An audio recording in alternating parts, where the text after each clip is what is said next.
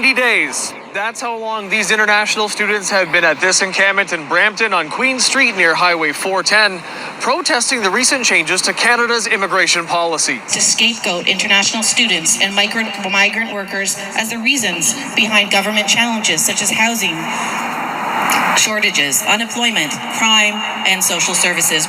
Over 200,000 international graduates across Canada are at risk of deportation and losing their status as their work permits expire in 2024 and 2025. More than 4.9 billion people जो अभी temporary resident के status पे जिनका status 31 दिसंबर 2025 को expire हो जाएगा and getting into the PR pathway is not easy right now क्योंकि देखो सीरियस स्कोर बहुत हाई जा रहा है. जितने भी ड्रॉ हो रहे हैं सारे कैटेगरी बेस्ड ड्रॉ हो रहे हैं, चाहे वो कंस्ट्रक्शन हो, स्किल बेस्ड हो, हेल्थ केयर हो या आपका सी वाले ड्रॉ हो रहे हैं. It means Canadian experience class के ड्रॉ हो रहे हैं. और इवन बहुत सारी प्रोविंस के अंदर तो पीएनपी भी बंद हो गया और बहुत सारे बच्चे प्रोटेस्ट भी करते हैं. इसकी रिगार्डिंग मैंने पहले भी वीडियो बनाई थी कि बच्चे प्रोटेस्ट कर रहे हैं प्रिंस एडवर्ड प्रोविंस के अंदर, नोवा स्कोशिया के अंदर, अल्बर्टा, मैनिटोबा, सस्कैचुअन और ओंटारियो ब्रिटिश कोलंबिया प्रोविंस के अंदर. But getting into the PR pathway is not that easy. Even बहुत सारे प्रोविंस के अंदर प्रोविंशियल नॉमिनी प्रोग्राम को बंद ही कर दिया है. इट मींस पीएनपी को ही बंद कर दी जो आपका एक पीआर का पाथवे था. अगर मैं आपको अटलांटिक प्रोविंस के रिगार्डिंग को जहाँ से ज्यादा स्टार्ट हुआ था, जहाँ पे टूरिज्म एंड हॉस्पिटैलिटी इंडस्ट्री को बंद कर दिया गया था, अगर आपने यहाँ पे एक्सपीरियंस गेन किया हुआ है, चाहे आपने 2 ईयर की स्टडी करी है, फॉर एग्जांपल 1 ईयर की स्टडी करी है, 6 मंथ्स का एक्सपीरियंस गेन किया हुआ है, आप पीएनपी के वहां पे फाइन नहीं लगा सकते हो.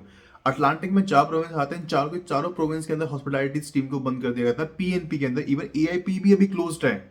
इट्स टेम्परेरी क्लोज लेकिन क्लोज्ड है.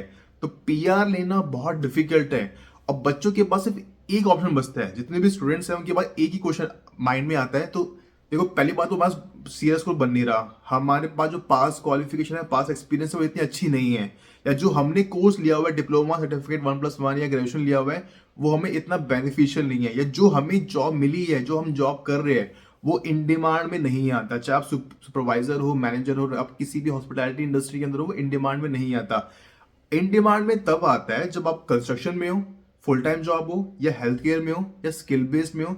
स्किल बेस्ड के अंदर 100+ कैटेगरी से आती है, चाहे वो प्लम्बर हो, मैकेनिक हो, मशीन ऑपरेटर हो, कारपेंट्री हो, वेल्डिंग का हो, ये सब कुछ आता है. और इसमें पीआर बहुत आराम से होता है और इसमें जो सीआर स्कोर जाता है वो भी बहुत लो जाता है. उसमें पीएनपी भी बहुत आराम से मिलती है. या तो आप फ्रेंकोफोन कैटेगरी में आते हो, अब इन सब कैटेगरी के अंदर नहीं आते हो तो आपके पास chance of getting into the PR pathway after 5 years, 4 years, 3 years के बाद भी बहुत डिफिकल्टी होती है क्योंकि सारी स्ट्रीम क्लोज्ड है. तो वो पीआर मिलेगा कैसे? तो फिर स्टूडेंट्स के माइंड में आता है जो अभी बहुत चल रहा है. मोर देन 14,000 स्टूडेंट्स ने, 14,000 स्टूडेंट्स ने साइलम के लिए अप्लाई किया है. अच्छा एक मेरे को छोटी सी बात बताओ और खुद सोचो, आप स्टडी वीजा पे आए हो, आपने फॉर एग्जाम्पल आपने डिप्लोमा किया, सर्टिफिकेट किया, कुछ भी किया, 2 ईयर की आपने स्टडी करी, आपको 3 इयर्स का वर्क परमिट मिला, आपने 2 साल की स्टडी कर ली, आपको 2 साल बाद वर्क परमिट के बाद आपको समझ आया या अभी आपको समझ आ रहा है कि भाई मेरा तो स्कोर बन ही नहीं रहा, अगर मैं ये जॉब भी करता हूँ मैं 50 पॉइंट्स की एलएमआई भी क्लोज हो जाएगी 2025 के अंदर जो पॉइंट्स मिलने होते हैं, तो मेरा स्कोर तो बनेगा नहीं. पीएनपी में इतना कॉम्पिटिशन है, सीआर स्कोर जा नहीं रहा नीचे, और नीचे होगा या नहीं होगा फ्यूचर में 5-6 महीने बाद, 1 साल बाद, वी हैव नो आइडिया. और रिस्ट्रिक्शन बहुत ज्यादा है. लेकिन एक बेनिफिट ये है कि इनसाइड कनाडा वालों को पीआर मिल रहा है. तो अब आपके माइंड में ये होता है कि अब कुछ बन ही नहीं रहा तो मैं क्या करूं, मैं साइलम के लिए अप्लाई कर लेता हूं. एक चीज याद रखना, आप साइलम के लिए अप्लाई करते हो ना, स्टडी पे आते हो, वर्क परमिट करते हो, साइलम के लिए अप्लाई करते हो, आपके पास क्या रीजन है? कोई आपके पास जेन्युइन रीजन है? देखो कोई कंसल्टेंट, लॉयर या कोई XYZ कोई बंदा ये बोले साइलम के लिए अप्लाई कर ले तो साइलम के लिए हो जाएगा. अभी जितने भी साइलम की फाइल्स है ना वो सारी की सारी मतलब उनको साइलम मिल ही नहीं रहा, उनको रिफ्यूज किया जा रहा है. और साइलम मिलना इतना इजी नहीं है. आपके पास ऑथेंटिक रीजन, प्रूफ होना चाहिए. कोई भी रीजन हो लेकिन आपके पास प्रूफ होना चाहिए कि why you want to take asylum, हम आपको साइलम क्यों ग्रांट करें. It's not that easy. जो कोविड से पहले कनाडा बहुत डिफरेंट था, मतलब ऐसे यू बढ़ते थे पीआर. आज के टाइम में पीआर नहीं बढ़ते. आज के टाइम में कॉम्पिटिशन बहुत ज्यादा है और ये चीजें कॉम्पिटिशन इतना ज्यादा हो गया है और इतनी सारी रिस्ट्रिक्शन इसलिए हुई है only in one region, just because of election है उसकी वजह से हो रहा है. देखो एक ये भी सच्चाई है, because Justin Trudeau policies there are lots of immigrants का इमिग्रेशन का जो पाथवे था वो बहुत इजी था, पीआर का जो पाथवे था बहुत इजी था बिकॉज जस्टिन ट्रूडो. लेकिन आज के सिनेरियो में 2024 में 25 में बहुत डिफिकल्ट भी बिकॉज जस्टिन ट्रूडो की वजह से हुआ है. And just because of election है, हाउसिंग क्राइसिस है, इन्फ्लेशन है, अनएम्प्लॉयमेंट रेट बहुत हाई है, more than 8% candidates are not happy, and candidates are the one who will vote for the upcoming election, not you. You are temporary resident. And what students say about Salem, just watch it.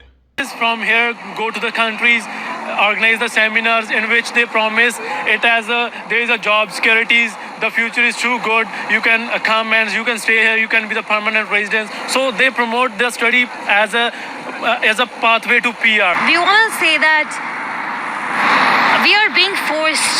That is all of the options that is being sold, not that is being proposed to us. That you can file for a refugee if you are going, if your status is expiring.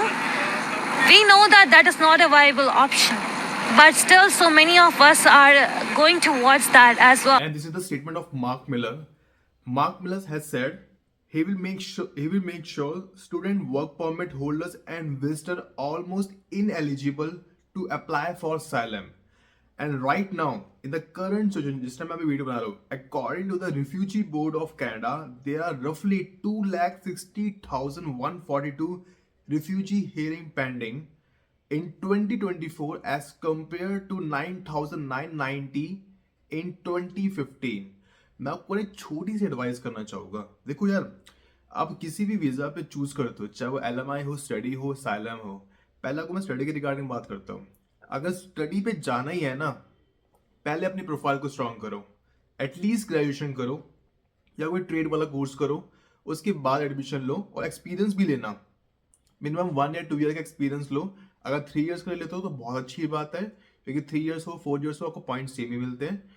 अच्छा course लो, experience लो, आपकी as, आपकी qualification, और ये भी matter करता है. तो ये तो अलग चीज़ हो गई, पास एक्सपीरियंस, पास क्वालिफिकेशन. आप जब कनाडा में एडमिशन लेते हो स्टडी वीजा पे, तो ये चेक करो कि वो जो कोर्स आप ले रहे हो वो इन डिमांड में है या नहीं है. एंड सबसे मोस्ट इंपॉर्टेंट चीज, जितने ज्यादा स्किल्स आपके पास होगे ना, उतनी लाइफ आपकी इजी होगी, उतने आपके पास अर्निंग के सोर्सेज ज्यादा होंगे और आपके पास ऑप्शन ज्यादा होंगे इन टर्म्स ऑफ पीआर के रिगार्डिंग. और हमेशा skill based construction, health care या अच्छे कोर्स को ऑप्ट करो जो आपको हेल्प करे इन फ्यूचर में भी to settle down in Canada. आप साइलम के लिए अप्लाई करते हो ना, साइलम के लिए पहली बात तो आप एलिजिबल ही नहीं होते. साइलम का मतलब ये होता है कि you will not go back to your home country, जिस कंट्री से आप बिलोंग करते हो. आप तभी जा पाओगे. अगर फॉर एग्जाम्पल अगर साइलम का केस रिजेक्शन भी आ जाता है ना, आप तब भी नहीं जा सकते वापस. अगर आप जाते हो तो आपका केस वहीं पे खत्म हो जाता है. You have to opt it again. आपको फिर से फाइल करना पड़ेगा पिटीशन, लेकिन इट्स नॉट दैट इजी. कभी भी वर्क स्टडी पे आते हो, वर्क परमिट पे जाते हो, उसके बाद साइलम के लिए अप्लाई करते हो, आज के टाइम पे बहुत मुश्किल है. रिजेक्शन बहुत ज्यादा हाई है, रिफ्यूजल बहुत ज्यादा आ रहे हैं, रिजेक्शन बहुत हाई है. It's not that easy to get the asylum in Canada right now, until and unless if you have a genuine reason, या आप genuine reason दिखा सकते हो. आपको मैं सिंपल भाषा में बोलूँ तो. और LMI पे भी तब जाओ जब आपकी प्रोफाइल अच्छी हो, अदरवाइज कोई बेनिफिट नहीं है. बहुत फ्रॉड स्कैम होते हैं, बहुत फ्रॉड स्कैम होते हैं. आप पैसे दे दोगे, आपको कुछ भी नहीं मिलने वाला. It's illegal to buy LMI, it's illegal to sell LMI, but nothing is free. आज के टाइम पे जॉब लेना भी और कनाडा में एंटर करना भी बहुत मुश्किल हो गया है करंट सिनेरियो में. और मैं आपको छोटी सी एडवाइस करूंगा, आप कभी कोई विजिटर वीजा के लिए भी फाइल कर दो, किसी भी चीज के लिए फाइल कर दो ना, पहली बात तो एक चेकलिस्ट होती है, वो उसके अकॉर्डिंग आपके पास सब कुछ होना चाहिए. चाहे वो फंड्स हो, पास एक्सपीरियंस हो, क्वालिफिकेशन हो, ट्रैवल हिस्ट्री हो, आपकी बैंक स्टेटमेंट हो, ऑफर लेटर हो, रिलीविंग लेटर हो, या नहीं भी हो, पे स्लिप भी चलेगा. ये सारी चीजें होती है, तभी पॉसिबिलिटी होती है कि आपका स्पाउस वीजा अप्रूव होगा, विजिटर वीजा अप्रूव होगा, आपका वर्क परमिट अप्रूव होगा, आपका स्टडी वीजा अप्रूव होगा. बहुत सारी चीजें मैटर करती है, बहुत सारी चीजें. So I would not advise you कि आप कुछ भी स्टेप ले लो, कुछ भी प्रोसेस, किसी भी पाथवे को चूज कर लो. कोई बेनिफिट नहीं है. बस मुझे कनाडा जाना है, किसी भी हालत पे मेरे को कनाडा जाना है, मैं वहां पे जाके कुछ भी कर लूंगा. आज के टाइम पे जो कनाडा है ना, बहुत डिफरेंट है. So don't follow in the trap of any consultant lawyer. Use your mind, research करो. If you have any question regarding anything, let me know in the comment section, and you can DM me on WhatsApp, DM me on Instagram. I will definitely help you out. तब तक के लिए good bye.